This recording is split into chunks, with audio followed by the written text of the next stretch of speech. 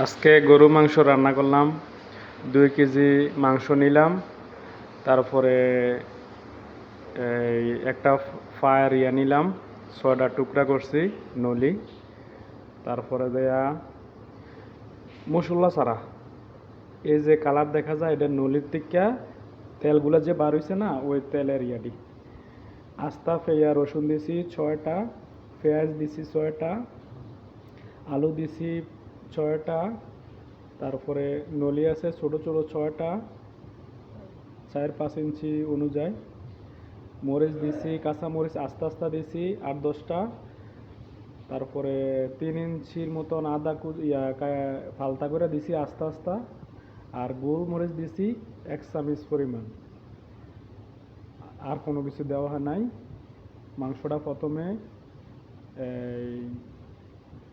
লবণ দিয়া ঘন্টা খানিকের মতন এটা রাখে দিছি, আলাদা একটা পাতিলে রেখে দিলাম ম্যারিনেট করে। তারপরে হালকা একটু ঘি দিয়া, 1 চামচ পরিমাণ ঘি দিয়া মাংসটারে 5 মিনিট একটু ভাজা নিলাম।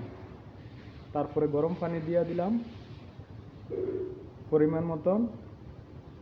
2.5 ঘন্টা জাল দেওয়ার পরে এখন মাংস এত নরম হয়েছে, একটু হাতে না টিপ না দিতে, চাপ না করতে ওই মাংসগুলো একবারে রোয়া রোয়া হয়ে গলে যায়।